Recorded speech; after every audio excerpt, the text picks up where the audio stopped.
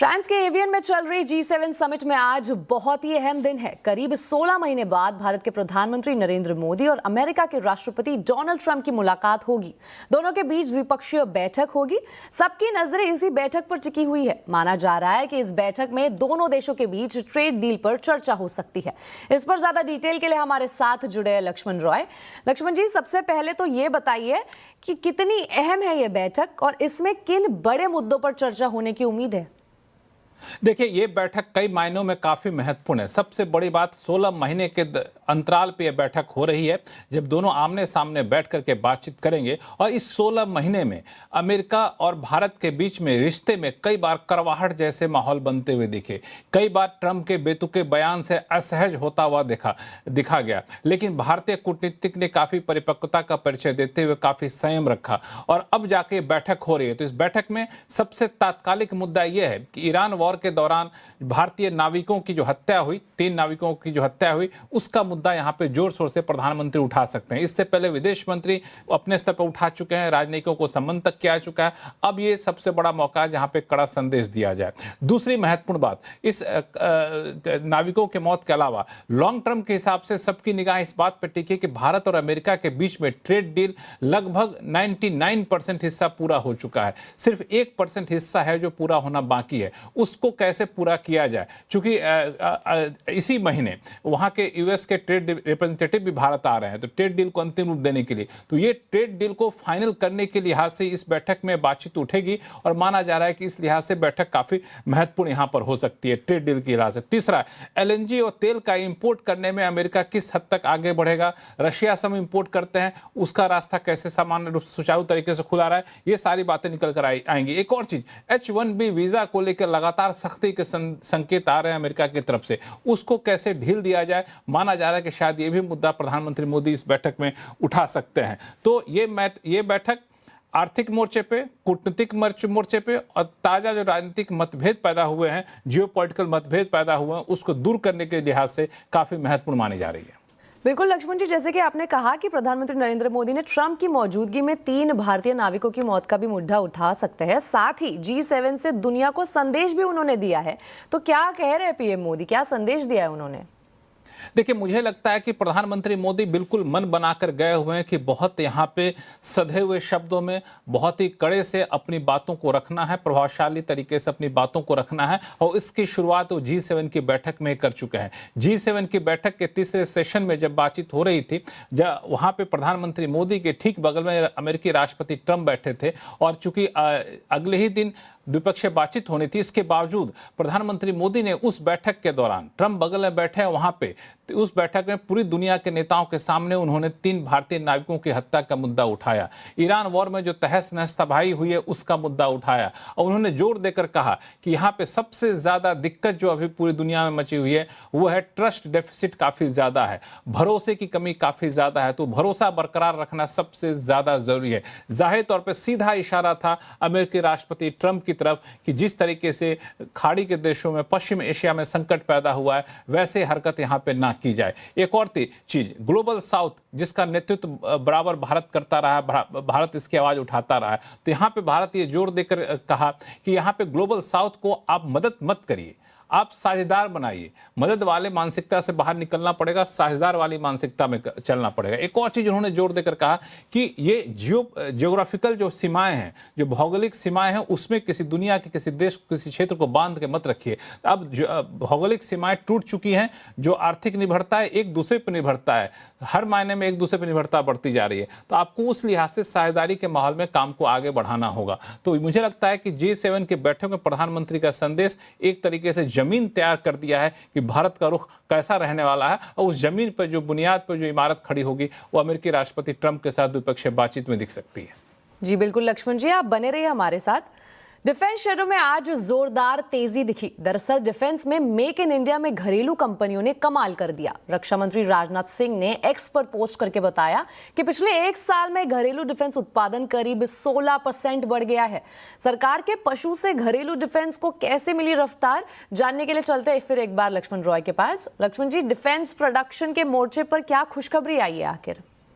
देखिए, defence production के मोर्चे पे सबसे बड़ी बात जो निकल कर सामने आई कि जिस डिफेंस इक्विपमेंट के लिए हम इंपोर्ट पर निर्भर रहा करते थे, इंपोर्ट पर निर्भरता खत्म करने की जो कोशिशें की गई वो अब आंकड़ों में दिखनी शुरू हो गई है। अभी जो कारोबारी साल 2025-26 में डिफेंस प्रोडक्शन भारत का रिकॉर्ड स्तर पर पहुंच गया, 1.78 लाख करोड़ रुपए पहुंच गया। अब तक इतनी ज्यादा मात्रा में डिफेंस का प्रोडक्शन हुआ ही नहीं था। पिछले साल की तुलना में करीब 16% बढ़ोतरी देखने को मिली है। 2021 की तुलना में 110% से ज्यादा की बढ़ोतरी देखने को मिली है। और जब से मोदी सरकार या 2014 से तुलना करें तो यहां पे करीब 4 गुना डिफेंस प्रोडक्शन बढ़ने का आंकड़ा निकल कर सामने आया है। और रक्षा मंत्री राजनाथ सिंह ने जो ट्वीट करके जानकारी दी, एक्स पे पोस्ट करके जानकारी दी, उसमें एक और जो संकेत दिया है कि आने वाले दिनों में ये रफ्तार और जारी रहेगी।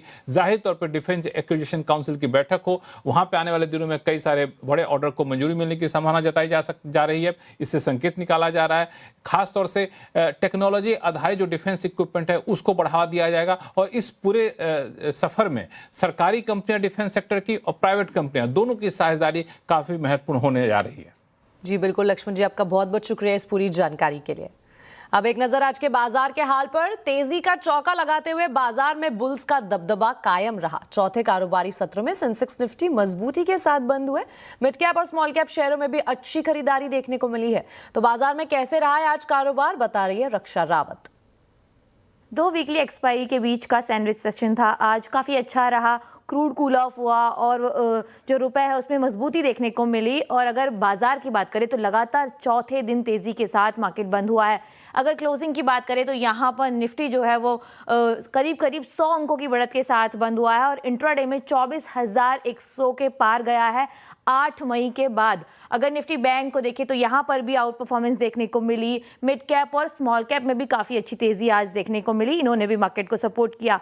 अगर सेक्टोरियल पिक्चर की बात करें तो यहाँ पर निफ्टी का साथ दिया डिफेंस इंडेक्स ने, capital good, PSU bank, energy, IT, metal, ये सारे इंडेक्स थे जिनमें काफ़ी अच्छी खरीदारी आज देखने को मिली। अगर आज के लूजिंग पैक्स की बात करें तो यहाँ पर capital market, reality, auto, FMCG, financials, pharma जैसे काउंटर थे जिन्होंने आज कहीं ना कहीं बाजार का साथ नहीं दिया। अगर आज के कंट्रीब्यूटर्स की पिक्चर्स को देखें तो यहाँ पर काफ़ी क्लियर है ट्रेंड। सिटी की काफ़ी पॉजिटिव रिपोर्ट आई, उनका मानना है कि जो ज़ूडियो है वहाँ पर पहले के मुकाबले काफ़ी अच्छे मौके नज़र आ रहे हैं। तो सिटी की ब्रोकरेज रिपोर्ट के बाद ट्रेंड में काफ़ी अच्छी खरीदारी देखने को मिली। डिफेंस पे एक्स BEL, हिंडाल्को यहाँ पर जो 2 दिन के बाद कमबैक किया है उससे 2.5% के गेंस यहाँ पर देखने को मिले। इसके अलावा eternal, Tata steel, SBI life जैसे काउंटर्स थे जिन्होंने मार्केट को सपोर्ट किया। अगर आज के लूजिंग पैक की बात करें यानी जिन्होंने निफ्टी को सपोर्ट नहीं किया है तो वहाँ पर टाटा मोटर्स PV जो इन्वेस्टर मीट हुई उसके बाद यहाँ पर गिरावट देखने को मिली। इसके अलावा Cipla, ONGC, axis bank, Bajaj Finserv और कोटक महिंद्रा बैंक जैसे काउंटर्स थे जिन्होंने बिल्कुल भी निफ्टी को सपोर्ट नहीं किया है। अगर आज फोकस में देखें तो यहाँ पर डिफेंस सेक्टर रहा है, काफ़ी अच्छे गेंस डिफेंस सेक्टर में देखने को मिले हैं। जो रक्षा मंत्री राजनाथ सिंह का बयान आया कि जो भारत का डिफेंस प्रोडक्शन है वो रिकॉर्ड ऊंचाई पर है और पिछले साल के मुकाबले यहाँ पर 16% की ग्रोथ देखने को मिली है। तो ये सभी काउंटर्स यहाँ पर काफ़ी अच्छी खरीदारी देखने को मिली। कोई भी काउंटर्स देख लीजिए आप, सारा ही डिफेंस पैक काफ़ी अच्छा कारोबार करता हुआ नजर आया। तो ये था आज के बाजार का हाल। मॉनसून में देरी से मुंबई में जल संकट पैदा हो गया है। शहर को पानी देने वाले जलाशयों में अब केवल 10% पानी बचा है। पानी की कमी को देखते हुए BMC ने सख्त कदम उठाए हैं। इस पर पूरी डिटेल बता रही है सांतिया गोरा। एल निनो के चलते मॉनसून एडवांसमेंट की जो स्थिति है वो अभी भी चिंताजनक बनी हुई है। पश्चिमी हिस्से की बात कर लेते हैं, वहाँ पे 8 तारीख से महाराष्ट्र का जो दक्षिणी हिस्सा है हरनाई, वहाँ पे मॉनसून आके रुका हुआ है और अब भी कम से कम 20 तारीख तक उसके आगे प्रोग्रेस होने की कोई गुंजाइश नहीं है। इसका मतलब कि मुंबई तक मॉनसून आते आते कम से कम 25 जून तक का वक्त लगेगा। अब ऐसे में पीने के पानी की जो समस्या है वो एक बहुत गंभीर विषय बन गया है और इसके लिए BMC ने अपना वाटर रैशनिंग का सेकेंड फेज शुरू कर दिया है। पिछले ही महीने BMC ने एक 10% वाटर कट की घोषणा की थी जो कि रिहायशी इलाकों के लिए था। अब एक 20% वाटर कट की घोषणा कल ही कर दी गई है और ये इंडस्ट्रियल और कमर्शियल पर्पसेस के लिए जो पानी इस्तेमाल हो रहा है उसमें 20% कटौती है। उसके अलावा एक बहुत ही ड्रास्टिक स्टेप के तहत BMC ने जो सारी कंस्ट्रक्शन की जो एक्टिविटीज़ गतिविधियाँ चल रही हैं शहर में, सभी पे पानी की सप्लाई जो BMC से जाती है उसे अभी से ही बंद कर दिया है, टेम्परेरी तौर पर इसे बंद किया गया है और कंस्ट्रक्शन एक्टिविटी से जुड़े हुए जो भी नए वाटर कनेक्शन मांगे गए थे उस अप्रूवल को भी अभी सस्पेंड कर दिया गया है। उसके अलावा एक और जो कदम बीएमसी ने उठाया है, शहर के जो सारे स्विमिंग पूल्स हैं वहां पर भी टेम्परेरी तौर पर पानी की सप्लाई को फिलहाल रोक दिया गया है।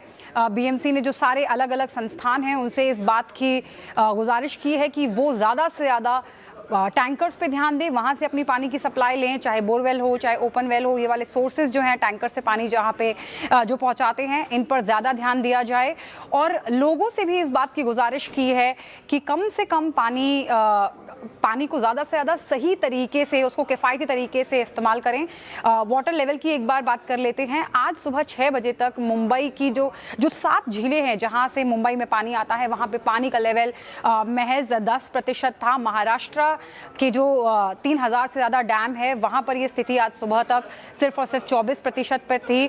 तो फिलहाल जो है वो स्थिति चिंताजनक बनी हुई है और सभी लोकल एडमिनिस्ट्रेशंस को इस बात के इंस्ट्रक्शंस दे दिए गए हैं कि सभी के लिए पीने का पानी जो है उसे लेकर कंटिजेंसी प्लान किस तरीके से बनाया जाए और उसे ही प्रायोरिटी 31 अगस्त तक बनाए रखने के सरकार ने निर्देश दे दिए हैं।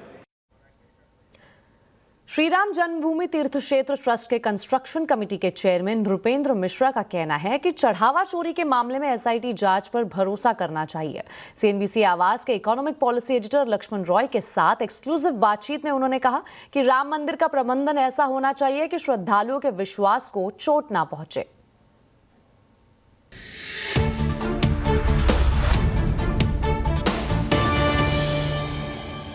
जब राम मंदिर बन रहा था तो आपका चेहरा बार बार आ रहा था कि आप उस बनाने में काफ़ी महत्वपूर्ण भूमिका निभा रहे थे और अब चढ़ावे को लेकर एक विवाद यहाँ पर खड़ा हुआ है, तो आपको आहत हुआ, दुख हुआ? स्वाभाविक है कि यदि किसी प्रकार का विवाद मंदिर के प्रबंधन से जुड़ जाता है तो सभी लोग जो मंदिर में कार्य करने के लिए, सेवा करने के लिए जुड़े हुए हैं, उन्हें दुख होगा। एसआईटी बैठी हुई है, इसलिए वह 15 दिन में रिपोर्ट देंगे। तो मेरे लिए, क्योंकि एक प्रकार से मुझे एक अनुभव भी है कई वर्षों का और पदेन सदस्य हूं ट्रस्ट का और कंस्ट्रक्शन कमेटी में जुड़ा हूं, तो किसी प्रकार के सुझाव जहां एसआईटी देखेगी उनके बारे में मैं अभी तत्काल कोई सुझाव नहीं देना चाहूंगा। विशेष रूप से मेरा संकेत है कि एक सवाल बहुत इस समय सोशल मीडिया में है कि एफआईआर क्यों नहीं दर्ज हुई है। तो यह विषय चूंकि एसआईटी देख रही है और एसआईटी को पूरा अधिकार है कि वह अपने प्रिलिमिनरी इंक्वायरी को ही कन्वर्ट कर दे एफआईआर में, तो वो अपना जो भी करेंगे, मेरा कोई सुझाव इस समय नहीं है, मैं प्रभावित नहीं करना चाहता। केवल एक, कुछ अन्य सुझाव भी मेरे दिमाग में है, लेकिन यदि मैं अनुशासन का पालन करूं तो केवल एक सुझाव ऐसा है जो मैं आपसे साझा कर सकता हूं। राम मंदिर आज सनातन धर्म का एक इंटरनेशनल सिंबल है, तो यहाँ का प्रबंधन अन्य सभी मंदिरों से उच्चतम होना चाहिए। सर, आपने एक बड़ी अच्छी बात कही कि ये अंतर्राष्ट्रीय स्तर का मंदिर है, अब ये स्थानीय नहीं रहा, तो दुनिया भर के श्रद्धालुओं की भावना यहाँ से जुड़ी रहेगी, तो यहाँ का प्रबंधन अंतर्राष्ट्रीय स्तर के हिसाब से होना चाहिए। तो आपके हिसाब से किस तरह के बदलाव किए जा सकते हैं अभी के प्रबंधन में? सर्वप्रथम यहाँ पे एक ऐसे अनुभवी अधिकारी की आवश्यकता है जो मुख्य कार्यकारी अधिकारी के रूप में ट्रस्ट के ओवरऑल नियंत्रण में रहे, लेकिन उसे प्रबंधन में स्वतंत्रता हो। यह हम बिना समय खोए हुए तत्काल व्यवस्था कर दें। क्योंकि आप विश्वास माने, आज एक छोटे जनपद के बराबर इस 71 एकड़ में गतिविधियां हैं। 1 लाख लोग प्रतिदिन आते हैं, उनकी आवश्यकताएं हैं। यह सब सरल कार्य नहीं है, चुनौती बहुत बड़ी है और इसके लिए तो अवश्य राज्य सरकार एवं केंद्र सरकार को निर्णय लेना चाहिए।